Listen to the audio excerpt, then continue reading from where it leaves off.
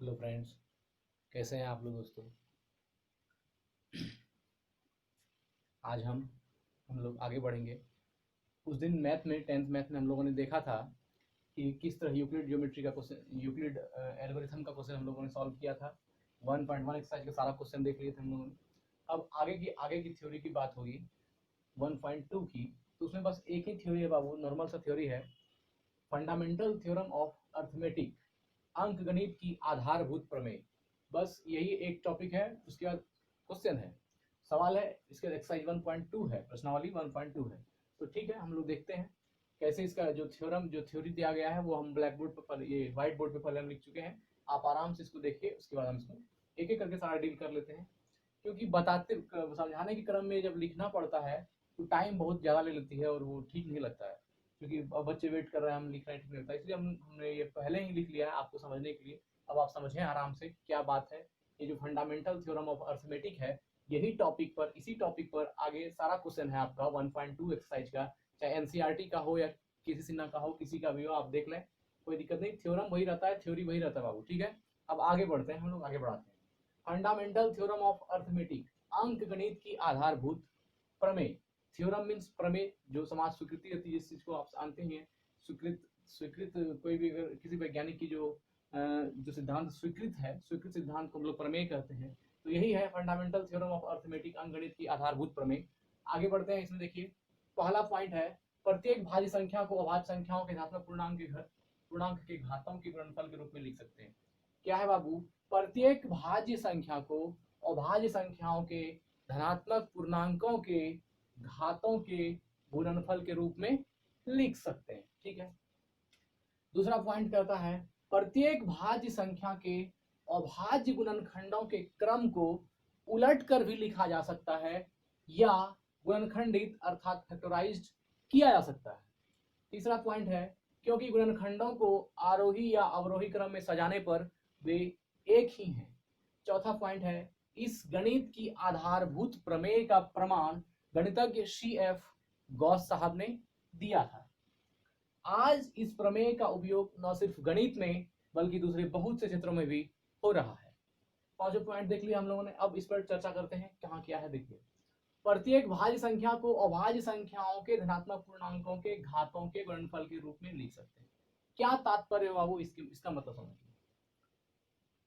प्रत्येक भाज्य संख्या को मान लेते हैं बाबू, यहाँ पर 36 या फिर मान लीजिए 18, कुछ भी ले सकते हैं, मान लीजिए 18। ये क्या है? एक भाज्य संख्या है। अब पहले समझ लीजिए भाज्य संख्या क्या है और अभाज्य संख्या क्या है। 10th के स्टूडेंट है ये तो आप जानते ही होंगे। भाज्य संख्या वह है जिसमें एक और स्वयं के अलावा किसी और भी संख्याओं से भाग लगे, उसे हम भाज्य संख्या कहते हैं। और अभाज्य संख्या क्या है? जिसका केवल 2 अपवर्तक हो, अर्थात ऐसी संख्याएं जिसमें स्वयं से और एक से भाग लगे, उसे क्या कहते हैं? अभाज्य संख्या। इसे प्राइम नंबर भी बोलते हैं अभाज्य संख्या को, ठीक है। भाज्य संख्या और अभाज्य संख्या। तो भाज्य संख्या का अर्थ हुआ जिसमें एक और स्वयं के अलावा भी किसी संख्या से भाग लगे, वह संख्याएं क्या है? भाज्य संख्या है। तो हम एक एग्जाम्पल ले लेते हैं 18, या फिर मान लीजिए 42 ले लेते हैं, कोई कुछ भी ले सकते हैं बाबू। यहाँ पर जैसे मान लीजिए हम 42 ले सकते हैं। देखिए, इसको हम फैक्टराइज्ड करते हैं, अर्थात जिस छोटी से छोटी अभाज्य संख्या से इसमें भाग लगेगा, हम उससे भाग लगाते हैं। देखिए, इसे हम 2 से लगा रहे हैं, तो 2 2 जा 4, 2 1 जा 2, फिर यहाँ 3 7 जा 21, ठीक है।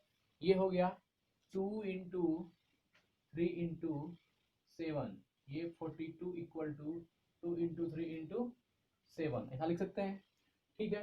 तो क्या बोला? प्रत्येक भाज्य संख्या को अभाज्य संख्याओं के धनात्मक पूर्णांकों के घातों के गुणनफल के रूप में लिख सकते हैं। घातों का अर्थ हुआ क्या? यहाँ बाबू यहाँ कुछ नहीं, तो पावर 1 है, 1 है, 1 है। ऐसे ही पावर का यहाँ कोई खेल नहीं है। आप अगर दो मान लीजिए इसमें यहाँ 84 होता तो और एक 1 टाइम्स 2 आता, तो इस तरह करके 2 इंटू 2 होता। तो अगर 2 इंटू 2 लिखते, उससे बेटर था कि हम 2 का स्क्वायर लिखते। तो वही घातों के रूप में लिखा, और कुछ नहीं। इसका मूल रूप से कहना यही है कि प्रत्येक अभाज्य संख्या को अभाज्य संख्याओं के धनात्मक पूर्णांकों के घातों गुणनफल या फिर धनात्मक पूर्णांकों के गुणनफल के रूप में लिख सकते हैं। अर्थात 42 को हम 2 इंटू 3 इंटू 7 के रूप में भी लिख सकते हैं। ये हो गया आपका। तो ये क्या हुआ? प्रत्येक भाज्य संख्या जो है किसी न किसी छोटे छोटे अभाज्य संख्याओं गुणनफल का एक रूप है। इसको अगर हम देखना चाहते हैं तो आप एग्जांपल में देख सकते हैं। 42 को 2 इंटू 3 × 7 करेंगे 42 आ जाएगा। ये क्या हुआ, 42 भाज्य संख्या है और इसको जो है प्राइम नंबर के छोटे छोटे टुकड़े में लिखे हैं 2 × 3 × 7 की फॉर्म में। यही कह रहा है प्रत्येक भाज्य संख्या जो है, जैसे 42 हुआ भाज्य संख्या, इसको क्या है बहुत सारे अभाज्य संख्या के गुणनफल के रूप में लिख सकते हैं। हो गया। नेक्स्ट पॉइंट है बाबू, प्रत्येक भाज्य संख्या के अभाज्य गुणनखंडों के क्रम को उलटकर भी लिखा जा सकता है या गुणनखंडित किया जा सकता है। इसका अर्थ क्या हुआ, अगर हम 42 को फैक्टराइज करते हैं या इसका हम अभाज्य गुणनखंड निकालते हैं तो ऐसा पाते हैं कि 42 21 7, ठीक है। तो इसको हम कोई जरूरी नहीं है 2 3 7 ही लिखें, इसका कहने का अर्थ है 7 × 3 × 2 भी लिखेंगे तो कोई गलत नहीं है।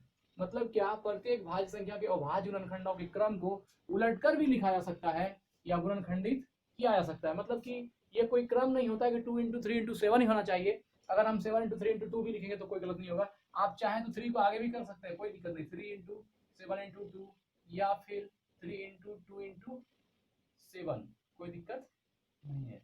इसको उलट कर भी लिखा सकता है। कभी कभी क्या होता है, ये आरोही क्रम में है, उधर से अवरोही क्रम में हो जाएगा। आरोही क्रम मतलब क्या होगा, वो बढ़ते क्रम, छोटा से बड़ा की ओर 2 3 7, ठीक है। इधर से देखिए अवरोही क्रम हो गया 2 3 7, तो उससे कोई फर्क नहीं पड़ता। लेकिन आप इसका मल्टीपल कहीं उल्टा पुल्टा भी कर दिए तो कोई दिक्कत नहीं। अरे गुणनफल है तो क्या दिक्कत है, ये यहाँ रहे या यहाँ रहे, वैल्यू तो वही होगा। तीसरा है क्योंकि, लिख सकते हैं क्योंकि गुणनखंडों को आरोही या अवरोही क्रम में सजाने पर वे एक ही है। अगर इसको आप सिस्टमेटिक आरोही या अवरोही क्रम में सजा दें तो क्या हो जाता है, एक ही चीज देता है, 42 ही देता है। इसलिए इसके गुणनखंड को आप आरोही क्रम में या अवरोही क्रम में किसी में सजाइए, कोई फर्क नहीं पड़ता। अगला कहता है इस आधारभूत प्रमेय का प्रमाण। ये जो आधारभूत प्रमेय हुआ, अब कहिए आधारभूत प्रमेय क्या हुआ, तो प्रमेय ये हुआ कि किसी भी अभाज्य संख्या को हम छोटे छोटे, किसी भी भाज्य संख्या को हम छोटे छोटे बहुत सारे अभाज्य संख्या गुणनफल के रूप में लिख सकते हैं। यह एक थ्योरम हुआ। ऐसे ये बातें बहुत आसान लगती है बाबू सुनने में कि 42 क्या किसी का भी अभाज्य गुणन निकाल सकते, लेकिन सबसे पहले ये बात सोचने वाली है कि सबसे पहले जिस साइंटिस्ट ने, सॉरी जिस मैथमेटिशियन ने ये बात कही होगी, उस जमाने में जिस समय ये आया होगा, आप सोचे तो बहुत बड़ी बात थी। कोई भी एक सिद्धांत इतना इजीली नहीं, अब आज हम लोग देखते हैं पढ़ते हैं तो आसान हो जाता है। बहुत सारा अभाज्य गुणनखंड बनाते हैं, बहुत सारा हम लोग भाज्य संख्याओं को गुणनखंड करते हैं, हम जान जाते हैं, आसानी से बना लेते हैं। लेकिन ये बात सोचना चाहिए कि जब उसको दिया गया होगा शुरू में, आज आप मान लीजिए पाइथागोरस कितना इजी थ्योरम लगता है, लेकिन जब वो पाइथागोरस साहब ने दिया होगा उस समय तो बहुत बड़ी बात होगी। और आज भी बड़ी बात है, क्योंकि कोई भी मैथमेटिकल किसी भी नए चीजों का सर्च होता है तो वो सच में अपने आप में कोई साधारण लोग नहीं, कोई असाधारण जरूर होते हैं। तो वही अभी हमको आसान लगता है, लेकिन सोचना चाहिए। तो आप ये हो सकता है कि अंकगणित की आधारभूत प्रमेय क्या है, वो यही है, एक भाज्य संख्या को बहुत सारे भाज्य संख्याओं के टुकड़ों के गुणनफल के रूप में लिख सकते हैं। अगला पॉइंट है इस गणित की आधारभूत प्रमेय का प्रमाण। यह जो प्रमाण है आधारभूत प्रमेय का प्रमाण गणितज्ञ CF गॉस साहब ने दिया। किसने दिया, CF गॉस साहब ने। इस आधारभूत प्रमेय का प्रमाण मतलब फंडामेंटल थ्योरम ऑफ अरिथमेटिक का जो प्रमाण दिया, किसने दिया, CF गॉस साहब ने दिया। ठीक है। आज इस प्रमेय का उपयोग, ये जो थ्योरम हम लोग बनाते हैं, आज इस प्रमेय का उपयोग न सिर्फ गणित में बल्कि दूसरे बहुत से क्षेत्रों में हो रहा है। ठीक है, ये तो आप जान ही रहे हैं। ऐसा नहीं है कि सिर्फ जो मैथ्स का कोई पार्ट है तो सिर्फ मैथ में पढ़ने के लिए, ऐसा नहीं है। जीवन में बहुत जगहों पर उनका उपयोग होता है। आप देखें, आप साधारण तौर पर देख सकते हैं बाबू, परम्यूटेशन एंड कॉम्बिनेशन 11th का चैप्टर है, परम्यूटेशन एंड कॉम्बिनेशन, उनका यूज, उसका जो सवाल है उस चैप्टर में इतना भी क्वेश्चंस है, वो इतना इंपॉर्टेंट है कि हमारे आम जीवन में हर पहलू को छूता है। मतलब बहुत सारी चीज, मान लीजिए अब ऐसा रहेगा क्या, ये 3 बॉक्स है, इसमें कैसे 4 नंबर है, इसमें कैसे एडजस्ट करेंगे कि तीनों बॉक्स में होगा, कितने टाइप्स हो सकता है, कितने तरह से हो सकता है। इस प्रकार बहुत सारा ऐसा क्वेश्चन है जो हमारी जिंदगी में बहुत ज्यादा हमारे दैनिक जीवन से मिलता जुलता वो सरोकार रखता है। ठीक है, तो बस आज इतना ही। फंडामेंटल थ्योरम ऑफ अरिथमेटिक हो गया। इसके बाद का जो एक्सरसाइज है 1.2 हम उसको लेकर के आगे सवाल लेकर के बढ़ेंगे। ठीक है बाबू, तब तक अच्छे स्वस्थ रहिए, खुद का देखभाल कीजिए। धन्यवाद।